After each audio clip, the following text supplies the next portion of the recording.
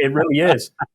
No, you're literally speaking to like what probably I'd say a good like 500-600 people that is all we do. Right.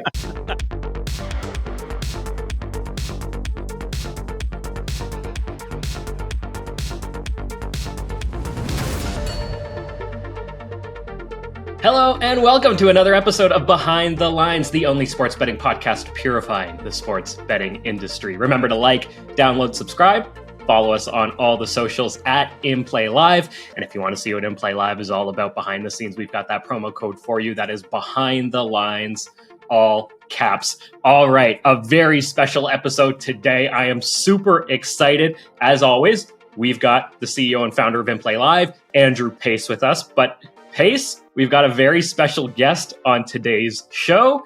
The other guy over there, Rob Pizzola, founder and CEO of The Hammer and host of the Circles Off podcast presented by Pinnacle. And there he is, repping his Pinnacle sweater. Rob, really excited to have you on the show. Thanks so much for joining us, man. Yeah, thanks for having me, guys. Hey, so let's just start off very quickly. Your podcast, Circles Off, presented by Pinnacle. We are big fans of Pinnacle over at inplayLIVE. We've talked about them on our podcast before. But for those who don't really know you or know the Circles Off podcast or The Hammer, tell us a little bit about yourself and kind of what you got going on in the sports betting world. Yeah, so I'm a professional sports bettor by trade. I left my day job several years ago. I was working for The Score as a product manager there. And at that time, I was making more money playing daily fantasy sports than I was in my day job. So I was eventually able to just walk away from that.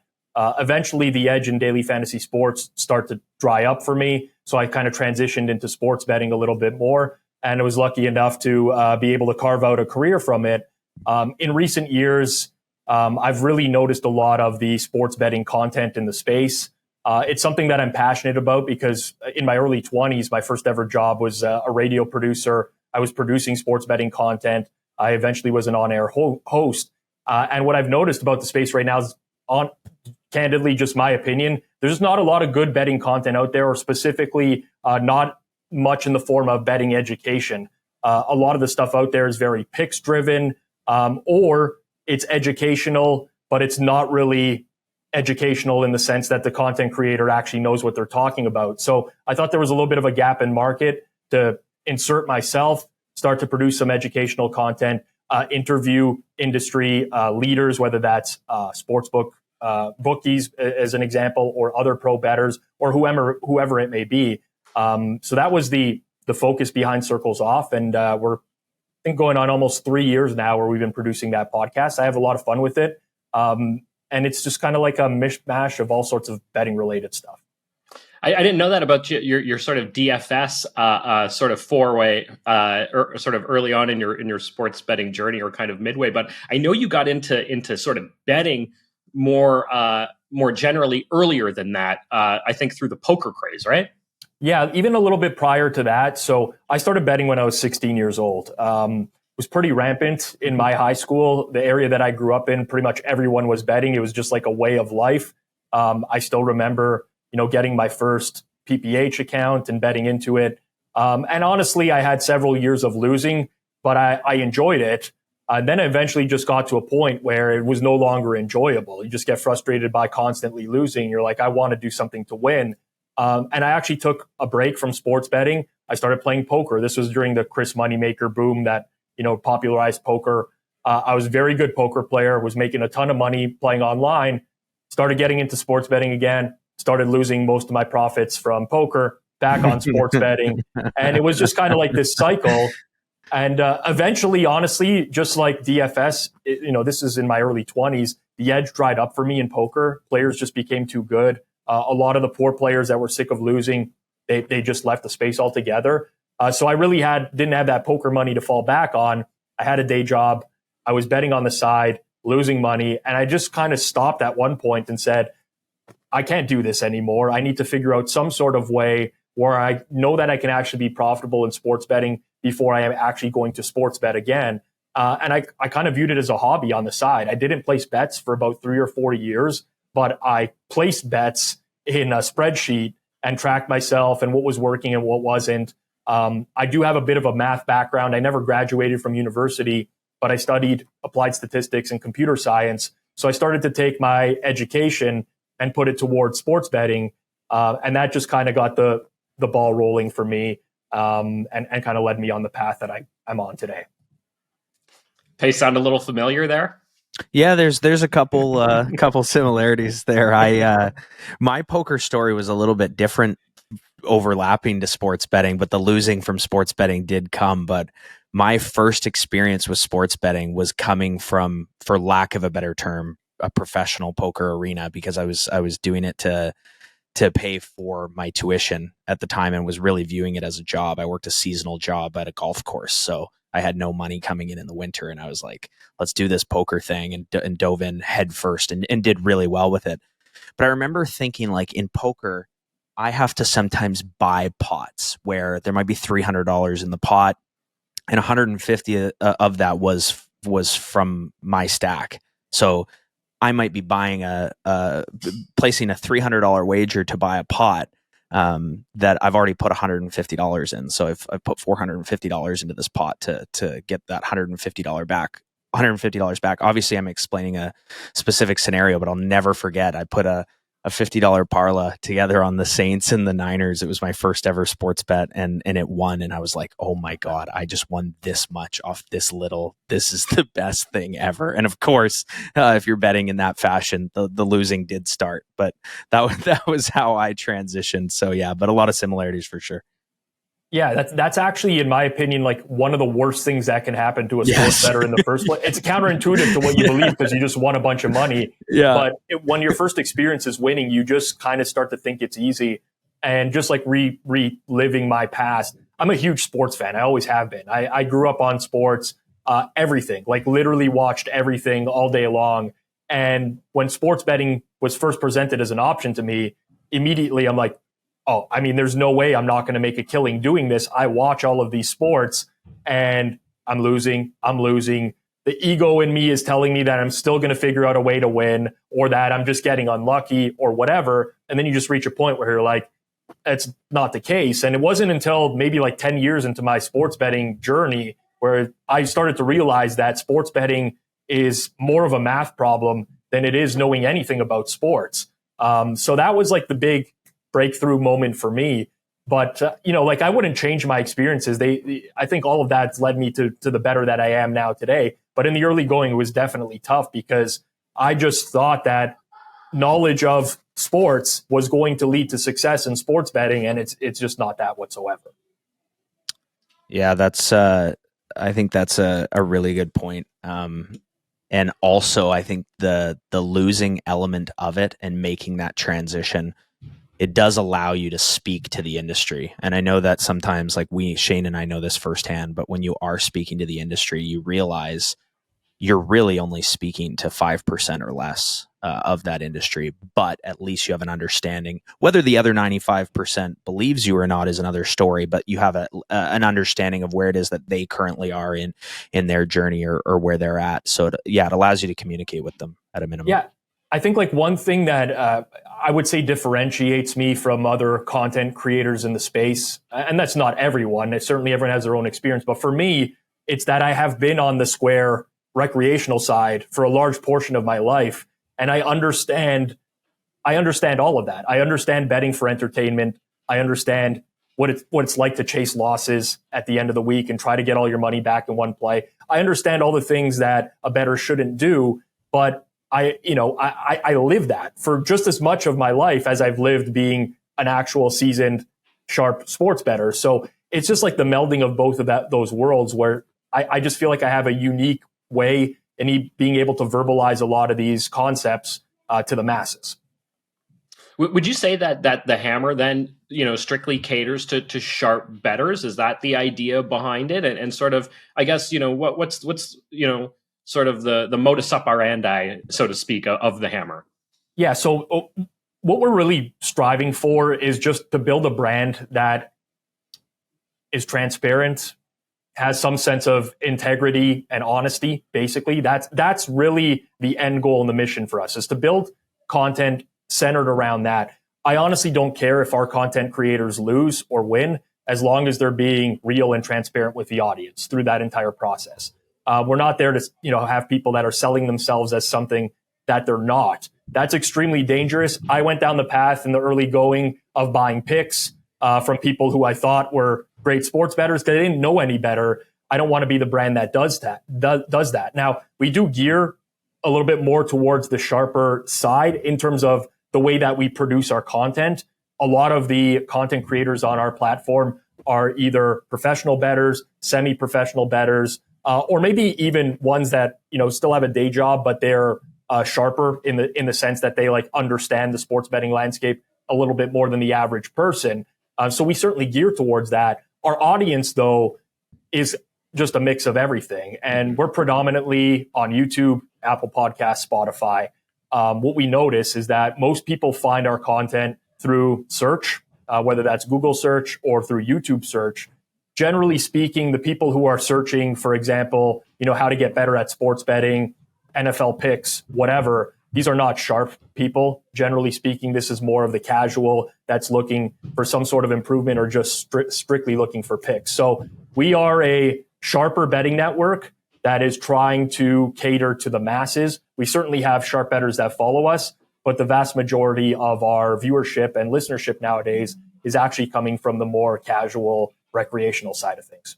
Yeah. And, I guess that's sort of what Pace was getting at there, where, we try to reach, an audience that's bigger and broader. But at the end of the day, a lot of the things you're talking about, right, and the things we're sort of trying to encourage people to do in those sort of responsible betting habits, and using tools like arbitrage, middling, all that sort of stuff, at the end of the day, that it's hard for it to land on the average recreational bettor. Would you sort of find the same kind of problem over at the Hammer?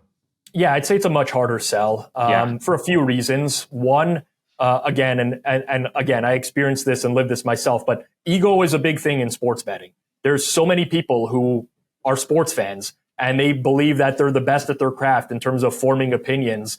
And that leads to just generally poor bettors. And it's really hard to convince someone who knows a lot about sports that they're not going to win at betting sports just because they know a lot about sports. So that's an uphill climb right out of the get-go.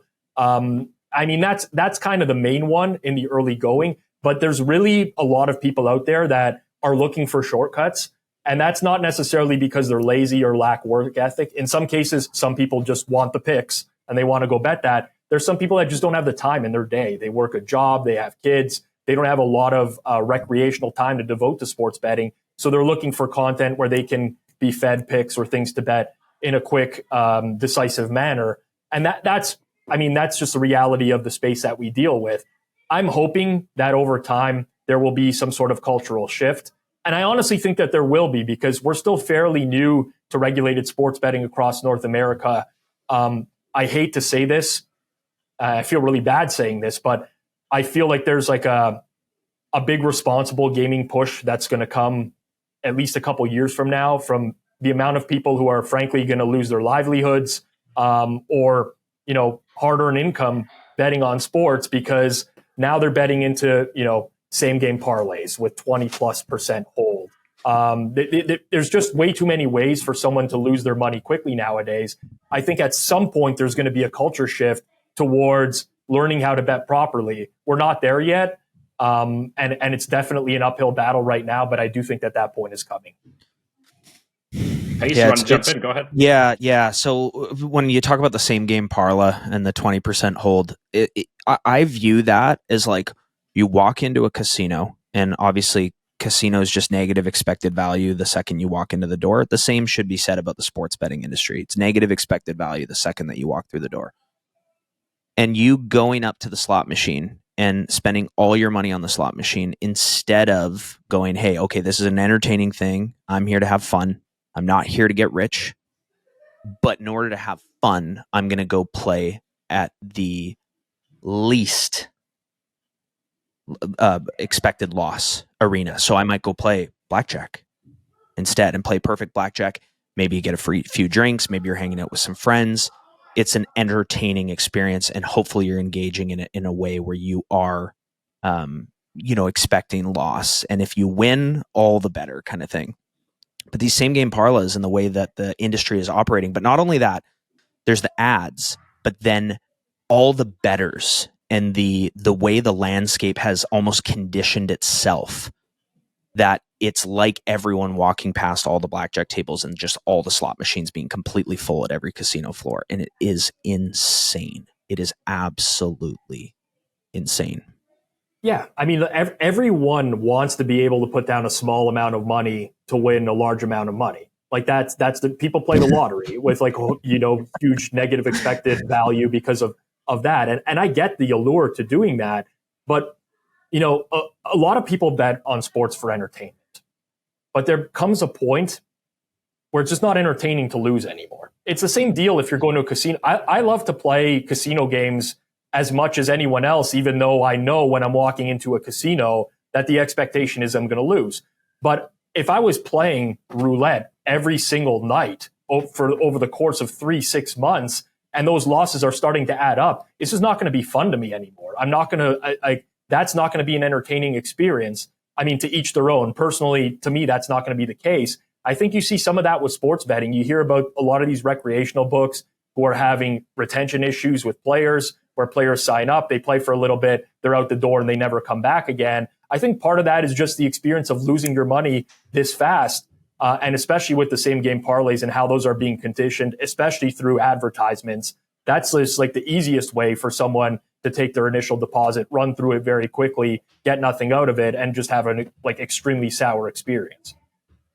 Yeah, it's you know it's tough, and then you know they lose all that money, right? And then it's either a really sour experience and they don't go back, or they deposit and they just repeat the process again, right? There's a lot of that goes on, but then you know you get a guy like you, Rob, who comes along, or a guy like Pace who comes along, and you have some success. And this could be very book dependent, but on some books you can have a lot of success and they'll cut you off.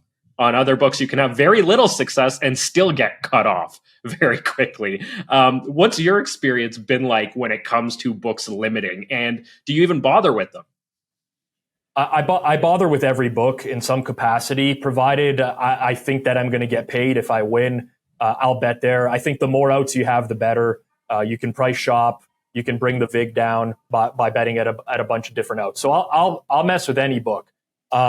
I've honestly had experiences where I've lost at books and I've had my limits cut as well, which is possibly the worst experience you can ever have in your life, because you don't even have the chance to win your money back. But that's just what we deal with nowadays, where sports books are so scared of the sharp action that if they're on your scent, they're just going to slash limits, even if you might not even be a sharp player. I've had some of my more recreational friends who've had their limits cut on some sports books where, I mean, you would never want to cut their limits. Or I know that as their friends, but that's just the case, and what we deal with nowadays. So it certainly changed things for me. I still bet a lot of regulated outs. It's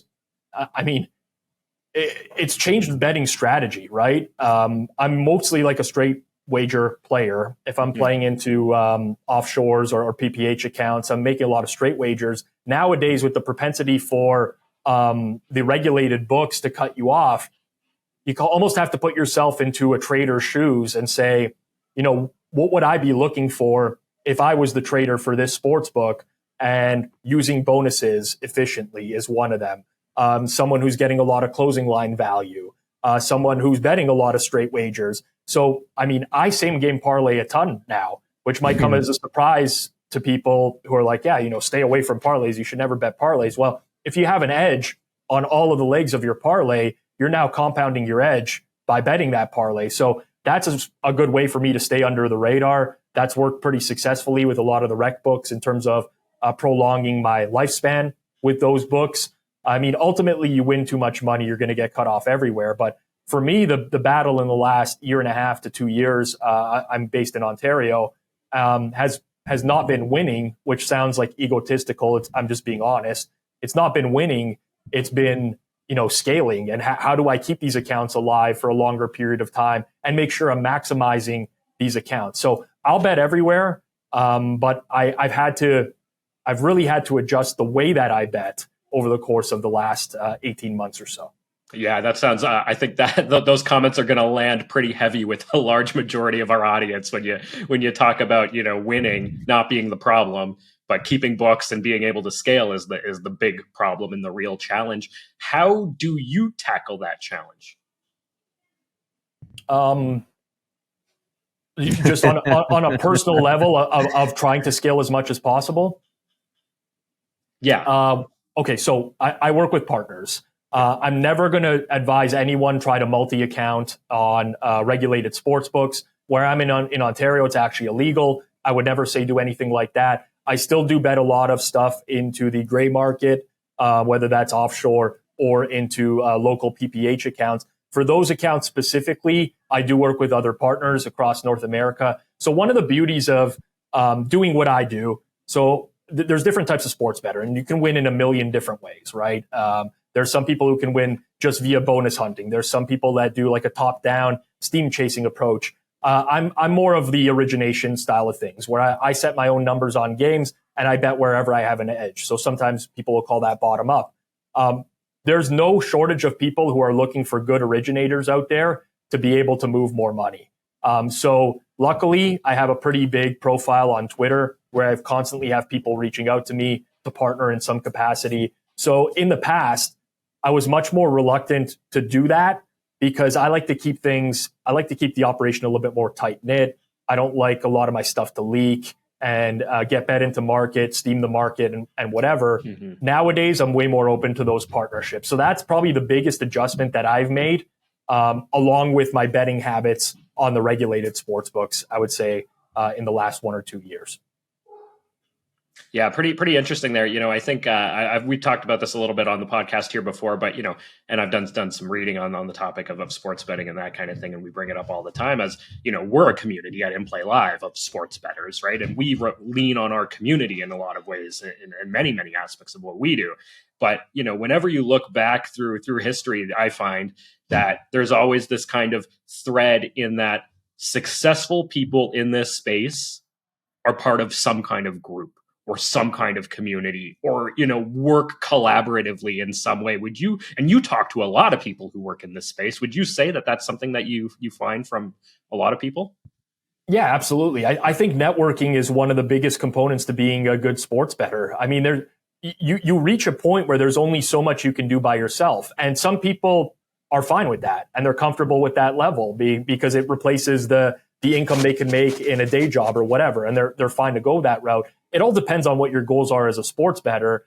And like just being candid with you, like I would like to retire early. That's my goal. I'm married. I don't have kids. I have a set age where I don't want to be working anymore. And I'd like to just be able to earn off of the income that I've made. So for me, it's crucial to try to make as much money as I can in a shorter window. And because of that, networking has been huge to me.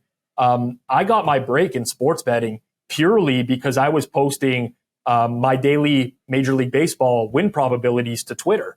And I was doing that months on end. And eventually somebody reached out to me via DMs on Twitter and said, "Hey, Rob, just so you know, as soon as you post these on Twitter every day, the market is moving based off of this post." And I had no idea what that even meant at the time. I'm talking 10 years ago. And I'm like, explain that to me. They're like, let's jump on a call. So somebody walked me through it. You're posting your numbers for free. Somebody's using that information to go and bet themselves. This is a pretty good indicator that what you're doing is, successful, and you're undercapitalized. You don't have the money to bet it. Come join up with us. We'll give you certain bet size. And that's where I got my break. Like prior to that, if social media didn't exist, I don't even know that I would have recognized that I had an edge in sports betting or anything like that. So that's just the key of having a social profile. From there, networking has just been huge for me to strike different partnerships over time. Maybe you'll have a specific account or sports book where you have a really big edge because they consistently misprice something that doesn't exist elsewhere. You might want to reach out to partners to try to maximize that edge. Sometimes it works the other way around, where maybe there's a specific sports book that you don't play in all that often, you don't beat all that often, but someone else out there is looking for more of those outs. All of that works to increase your earn. So for me, that's just one of the biggest things in this space, is being able to network and connect with other people where you pat in my back, I'll pat yours type of thing. I love that you brought up that it was baseball that got you into it, because, I think a lot of our community members would probably say baseball is probably one of our toughest out there to be successful at. So I think that's really interesting that's kind of how you kind of got into it initially. It's very, very fascinating there. You've given us a bit of a sense on how you bet. You mentioned, bottom up and sort of as an originator, but how would you describe your overall betting style? And are there sports that you focus on specifically, or I guess give us a sense of what your sports betting calendar year looks like? Yeah, so it's pretty crazy, and it adjusts year to year. So I don't bet Major League Baseball bottom up anymore. I'll just be very upfront. I lost my edge in baseball several years ago. There was a time where you could just beat baseball by honestly looking at steamer projections, running them through like a Monte Carlo simulation. You'd find a bunch of edges every day, and that was good enough. Over time, StatCast data emerged. It became tougher and tougher. I mostly focus on NFL and NHL nowadays from an origination point of view, and major market NFL and NHL. So I do bet some player props mixed in there, but the vast majority of my of what I'm looking at on a weekly basis, NFL spreads and totals, NHL money lines and totals, and those have just been like. I bet those mostly just because I've had the most success doing that. It's not that I enjoy those sports more than other, although I do love the NFL. I'm a huge NFL fan. It's just, what does your ROI tell you? Is it worthwhile? Keep doing it if it is. So I do a lot of that. I do mix in some top-down stuff nowadays. I used to crap on it a lot more than I do now. There's, listen, top-down approach, you're going to get cut off at a lot of books a lot quicker, I would say, because you're mostly picking off bad prices, essentially, or when the market is steaming, slow books, whatever it may be. But there's the ROI per time invested is extremely high with that approach as well. So for sports that I don't know anything about or don't bet the NBA, Major League Baseball, I'll bet a lot of player props top down in that style. And then like all sorts of just stuff comes up over time where the landscape changes. I don't want to speak like too much about it right now, but right now there's a major edge at a pretty widely available sports book that has existed for months, where I'm talking like, a major edge, which I would be dumb not to completely invest most of my time into capitalizing on that. So it's kind of cyclical for me. The big thing for me is I track everything that I do. If I don't think I have an edge on it anymore, or the edge is so small that it's not worth the time, I'm not going to put the time in to do that. I'm sure 3 years from now, you ask me this question, what I'm doing might be completely different. Yeah. Sports betting's adapt or die, man. That's what it is. Yeah. It's an adapt or die approach. And I'm always just looking for wherever I can spend the most effective time. Pace, and for everyone else out there listening, he said he's tracking everything. and also adapt or die, a big mantra within our community as well, right, Pace? Oh, absolutely. I mean, the things we're doing today are so different than the things we were doing, in the previous season. And if you rewind the tape a decade to some of the things that I was doing before inplayLIVE existed, and you were like, hey, dude, you're betting on this on March Madness, and I hadn't even ever filled out a bracket before, I'd be like, you're crazy, right? But it's exactly it.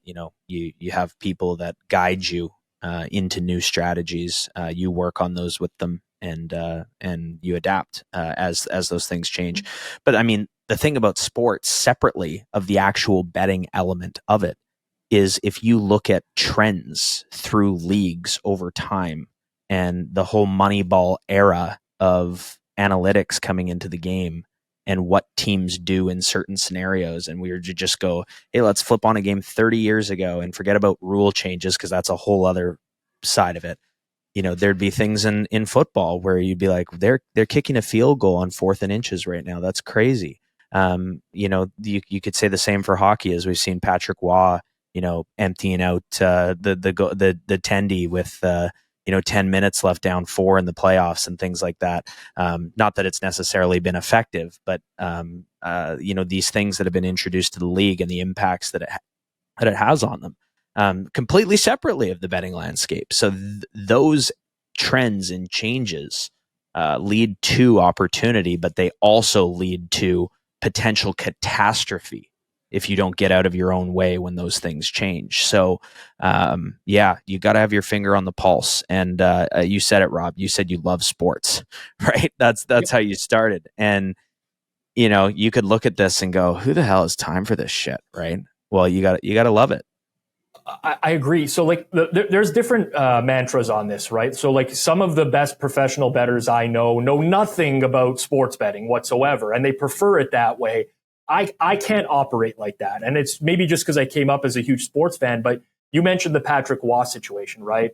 And like one of my biggest edges I ever had was when the goalie polls started changing in the NHL and the impact on the live market, because the live market was just way too slow to catch up to the fact that goalies were being pulled so much earlier. That made the favorites -1.5 much more valuable, because a lot of the in-play algorithms were built off of, okay, we're expecting the goalie to be pulled at, a minute and 30 seconds, a minute or whatever. All of a sudden that number started going higher and higher. So to me, I love changes in sports. I love when the game becomes significantly different, because I think those open up the biggest opportunities for people to profit. You look at Major League Baseball. I barely bet baseball. I know nothing about baseball. I still watch games here and there. And you would notice at the beginning of some years, the ball's flying out of the ballpark here. What's going on? And some people are like, it's just random variance. It's only 4 or 5 days worth of data. It's like, look at the StatCast numbers. The ball's flying off these bats. Maybe we're dealing with a different ball. And literally, when can you say this? You could blind bet overs across every baseball game for 2 or 3 weeks, and you're just raking in money because of one fundamental difference in the game. They're using a different ball, or maybe the ball is a little bit more dead, as a counter example or whatever. But those fundamental changes in sports, people ask me all the time, like, why do you watch all the NFL games every week? It's something I do every single week. Even though I have my own models that run my numbers on NFL games, I still watch the abbreviated version of every single game on Monday, because you might just pick up on certain trends that are happening around the league.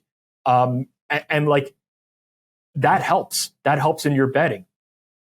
All of a sudden holding penalties are down. Why is that? Is that going to continue going forwards? How do we capitalize on that? Things of that nature. So I'm a big proponent of watching the games and betting when you see stuff that just doesn't quite add up. But it takes a certain mindset to do it. I think some people watch games and that negatively impacts them because they develop certain biases with teams based off of like these smaller samples, and they don't know they can't process how one team could possibly play so badly in one game and then play so well in the next game. It's hit or miss. But for me personally, I've always been a huge fan of watching the games and trying to pick up on something that may not be accounted for in the market just yet. Yeah, Rob, I like that in the NFL, those players are waking up on Monday and they're studying film, and you're waking up on Monday and you're studying film. I make sure I don't miss them in real time, but that's because I'm really not placing a single bet before the game starts myself. But again, you said it already. There are many different ways to make money betting on sports, right? Mm-hmm. So yeah, I think there's a lot of good information there. And I know too, Shane, I don't know if you've seen this come up, but in our community, there's some people that will say like, hey, are there any other good betting podcasts out there? And a lot of the times I just automatically, my brain and my gut just tells me, it's people that are, posting picks or selling picks or trying to sell picks or whatever the case may be. Right. So I think they've got a few good options if they're listening to you at the you behind the wheel of the show, because you clearly know what you're doing. But one thing I wanted to comment about what you just said there is we obviously talked about some trend changes in leagues, obviously the balls flying out of the park, all that kind of thing, where you've noticed something and you go, hey, is this just a weird data set, or is this actually analytical trend or change in the game in some capacity? One of the biggest things I noticed, and I specifically noticed it once Ontario got legalized, and that was from one hockey bettor to another, that was the significant and overwhelmingly substantial change in the pregame hockey lines. To see a -500 favorite in the NHL was not even remotely fathomable. In fact, I remember if I saw a minus 200 favorite in the NHL, I would be shocked. Like my jaw would drop. And there was value actually in some of these favorites in hockey because they were underpriced. But when on the Ontario market, the biggest hockey betting market in the world, got legalized, you really started to notice some changes with those pregame lines. And I think that presents opportunity live, but at the same time, it does present new challenges. So forget about the game and the analytics. Then there is also the books and what they're doing to cater to, you know, a lot of these recreational bettors and how they're going to be wagering on their teams.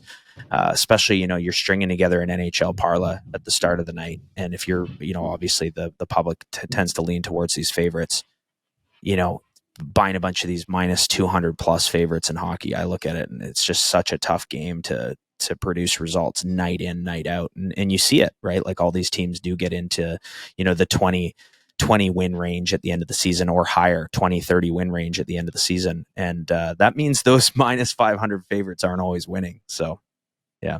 Yeah, absolutely. I mean, the disparity between the top teams and the bottom teams is definitely bigger than ever. I think part of it is to do with the structure of the league right now. And typically you have so many teams who are competing for playoff spots late in the year that at the trade deadline, there might be, you know, only 4 or 5 sellers and they're selling off whatever they possibly can. And especially as we get late into the year here, you know, you have more AHL players on their squad, but hockey is a high variance sport, right?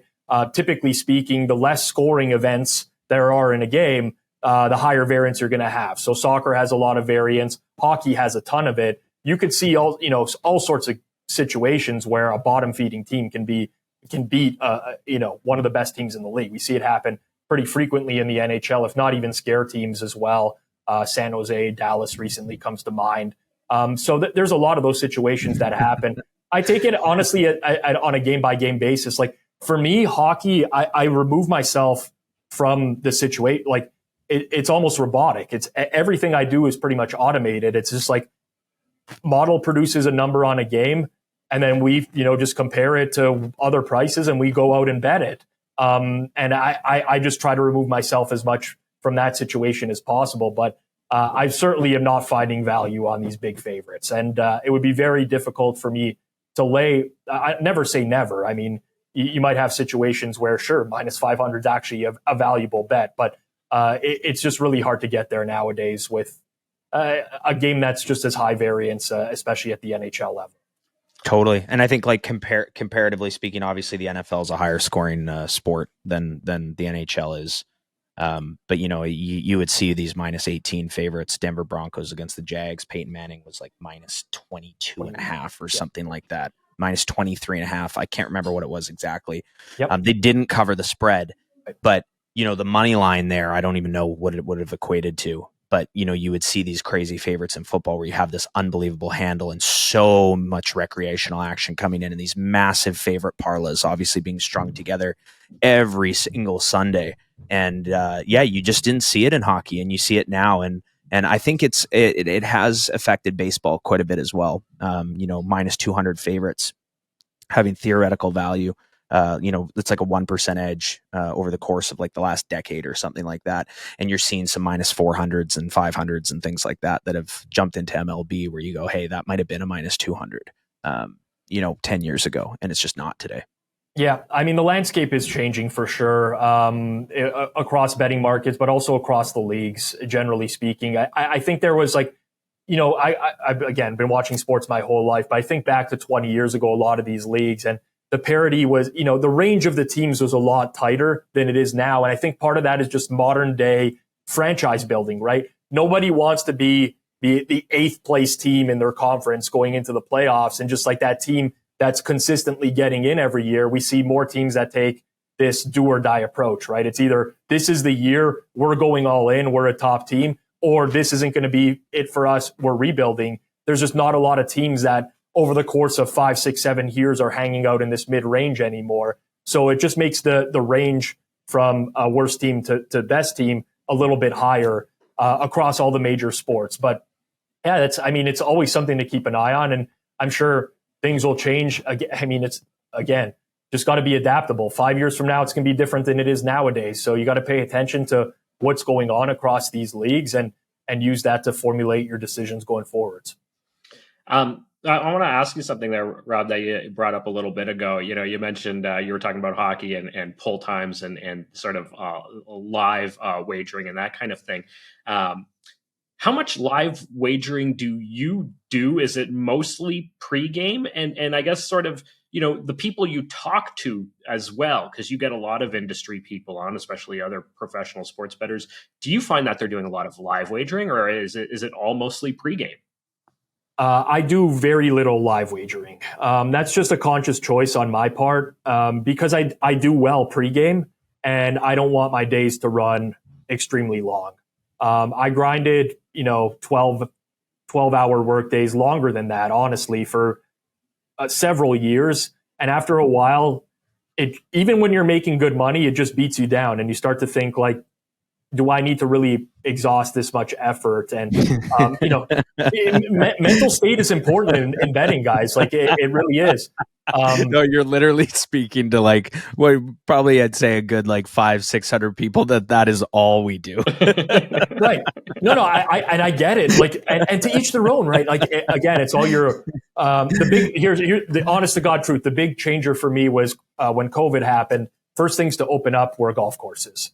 I didn't golf prior to that. I'm like, you know what? Golf courses are open. It's a good way to get outside. I got addicted to golf. So now the summer comes around and it's like, I don't want to be around all day long waiting for baseball lineups to come in to be able, Mike Trout is out and I have 10 seconds to go and bet against the Angels. Like, I don't want to compete in that market anymore. It's just too time consuming, labor intensive. Like, there would be times I'd be scared to get up from my computer to go take a leak because like, what if some news comes down in the 2 minutes that I'm in the washroom, right? So I don't want to live like that anymore. So it's more regimented for me nowadays. And I've really learned, or at least it's been my choice, not necessarily a learning, it's been my choice in more recent years to kind of turn it off once games start. And I don't have to be around. I watch less sports than ever. I sweat less games than ever. I'm at my computer less time than ever. And honestly, it's just been very healthy for me as a person. On top of that, I am running a business. I'm the CEO of The Hammer. That takes some of my time as well, which is time that I have to cut from sports betting. So to balance all these things, I just don't want to suffer from burnout. So for me, the decision not to bet live is not necessarily that there's not edges there, because to answer your second question, I know some people that bet exclusively live. Now, they found certain things. Maybe that's in smaller soccer leagues, for example. Chilean soccer, Bolivian soccer, or whatever in games that, are less widely available. Data may be not as good, and maybe there's only a few people that are concentrating on that market. But for me, because I do well pregame, it's never been a thought of mine that I need to really expand into the live markets because I just don't want to take on that additional work. And it's very counterintuitive to, I think, how a lot of other professional bettors might think. But it's what works for me, gives me a healthy lifestyle, and I don't hate sports betting because of it. Yeah, well, hey, you now know two more people who bet exclusively live. You can roll us right into that group there.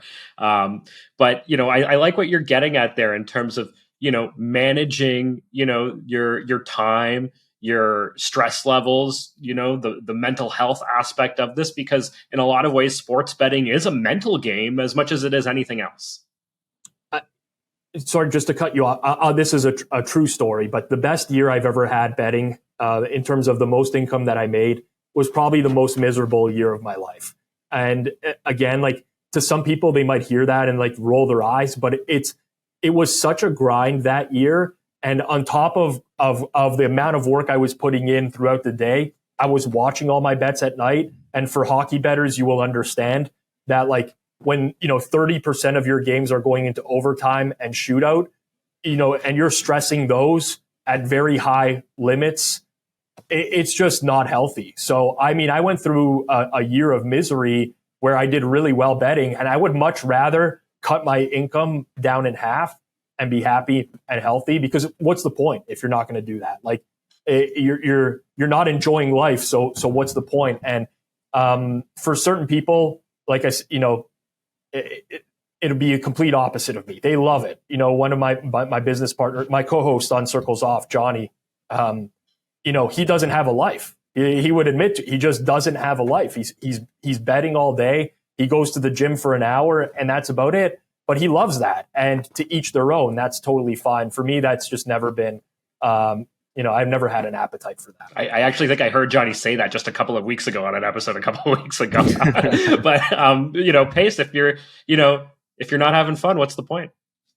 Well, I think there's a lot of valuable piece of information in that statement. And what Rob said is precisely what works for him. Mm-hmm. And my answer to that same question about balance would involve obviously a ton of live betting, but a very similar answer. And it doesn't matter if it's betting on sports, trading in the stock market, being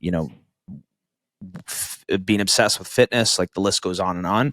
You have to strike a healthy balance. And if you're finding yourself doing well financially and not happy, or if you're finding yourself, in a position where, you aren't seeing friends or getting away or any of those types of things, you can genuinely ask yourself, it doesn't matter what profession it is, like what is the point of the efforts that you're putting forward. So, whatever type of planning you're doing, whether it's goal setting of any kind, you have to hit the pause button and relax. You have to hit the pause button and celebrate. You have to get sleep. Like all these things really factor into the equation, right? And for something like what Rob just said, hey, I love going to the golf course. Well, that's freaking phenomenal. Like get out to the golf course, and it doesn't matter if you bet live, pregame, whatever. Get out to the damn golf course if that's what you like doing. That little next piece of information, that little next opportunity, when you let go of that, there's power in it, because that shows that balance that is required to have sustainability. Otherwise, what you're doing just simply is not sustainable. It's gonna break you long term. Yep. I mean, earlier on, Shane talked about the value of tracking your bets, right? And I'm a huge proponent of that. So I'm a very analytical person. I always have been. Again, the statistical background, computer science. Since I was young, I just gravitated towards numbers. That's just always been my thing. For me, I mean, as silly as it sounds, I have a metric for myself that I track, which is profit per minute. And I've done this for a long time now. And it's like, I'm devoting X amount of time to this, and it's only turning this profit. Do I need that in my repertoire? Like, can I just cut that out, eliminate that? And I've slowly started to do that over the years. So to each their own, it's not a one size, sports betting is not a one size fits all. And for someone who is maybe a little bit more undercapitalized, they have an edge now that might go away tomorrow, which can happen in sports betting at any time. You might want to devote 16 hours a day to that, and I wouldn't stop you. And if I felt that way about something where I had a huge edge, I would do that as well. But there gets to be a point where it's just diminishing returns. And it's now, okay, I'm investing an extra 3 hours a day, and I'm only making this much off of that additional 3 hours. Maybe I should take that 3 hours, and I could take my dog for a walk for half an hour. I can go to the gym. I can go to the driving range. I can do whatever. That to me is just way more healthy, and it makes you want to bet more rather than it becoming a job. And I would argue that it keeps you sharper when you are engaged in betting, because now you've created that separation, right? And you've sort of created that space where it's okay, I was in fun mode, and now I'm in all business mode. And I think that it's so important to approach it that way. And I think a lot of sports bettors, for a whole host of reasons, as we've kind of discussed, but especially recreational sports bettors, don't think about it that way, where sports betting is the fun mode, right? They're in fun mode when they're sports betting. But if you're going to lay significant amounts of money, you should probably treat it pretty serious and sort of treat it in a business mode. But I also want to get at another aspect of it there, Pace, because this is kind of something we've seen within the inplayLIVE community. And I'm wondering if Rob is sort of seeing it in his as well, or even in the sort of broader space. But, that FOMO that comes from, man, I didn't get all of Rob's picks in today. And then you get people sort of saying, can you post it sooner? Can you post it at this time of the day? Can you do it? Can you cater to me so that I can get every single pick in? What do you say to those people, Rob? It's tough because I totally understand it. I've been there before. I've been on that side of things. it's inherently challenging. And even like as a content creator, it's one of the biggest questions I get all the time, right? It's like, well, this time of the show doesn't work for me, or can you post these numbers overnight? And balancing the betting with the content is actually one of the most tricky things to do, because you want to be able to put something out to the audience that has value, but you also don't want to take dollars out of your pockets, right? Out of your pocket. So I get that. I totally understand where the frustration can come in at some point. I mean, I'm the biggest proponent for people that don't have a big edge of betting earlier, right? Like there's so many people who wait for game time to bet, and it's like, why are you doing that to yourself? I mean, if you look at Pinnacle as an example, and you just look at how their limits increase over the course of the day, why would you want to bet an NBA game when Pinnacle's taking $50,000 on the game, when you could have bet them earlier in the morning when Pinnacle's taking $2,000 and the market's less efficient? Most people don't know that, and things of that nature. So I completely understand the FOMO side of things. It's just, it goes back to, I'm more of a proponent of trying to instill process in people so that they can figure this stuff out on their own. That's not to say that I don't do picks content. I do give out picks. I try to do it in a way, exactly like you said, where it's valuable to someone else. I would never, ever, ever give out a pick on a platform that I would not be willing to bet at that exact moment in real time. So like I eliminate that from the equation. But for me, I would rather somebody learn more about the process and have their own way of figuring this stuff out, because people aren't going to be around forever. I mean, some people might really value your platform and inplayLIVE. They might value the Hammer or whatever, but who knows? Like, those things could go away, and then that bettor is just left with nothing afterwards, trying to just find someone else to replace that. So to me, I think for someone like that, it's just more important to try to carve out your own process rather than being reliant on somebody else. If you want this to be a long-lasting, sustainable thing, I think that's a necessity. Pace, it sounds like he's trying to teach people to fish and not give them a stinky fish. I love it. I love it. Yeah, it's great to have you on, and for you to give us your perspective on how you're doing things over there, Rob. Really, just want to say thank you for coming on. Where can people follow you? Yeah, you can check me out on Twitter at Rob Pizzola, just my name. You can check out our website, thehammer.bet. And if you're looking for educational content, obviously you can go to YouTube or Apple Podcasts, Spotify, search for Circles Off, which is my educational podcast. That's probably where you're going to get the best bang for your buck. But if you check out thehammer.bet, you can see all of our channels. Whatever sport you may fancy, we got some content for you. So those would be the best places. Awesome. Pace, anything you wanted to add before we let Rob go? No, Rob, really appreciate your time, man. Thanks for coming on. All right, guys. Thanks for having me. Pace, Pizzola, and to all the millions of sports bettors out there listening around the world, till next week, keep beating those books. Thanks for tuning in to another episode of Behind the Lines. Remember to like, download, and subscribe. We are on YouTube, Apple, Spotify, and everywhere you get your podcasts. Have a betting story or want to be featured on our podcast? Drop a note in the comments below. And if you want to join in Play Live, use promo code Behind the Lines.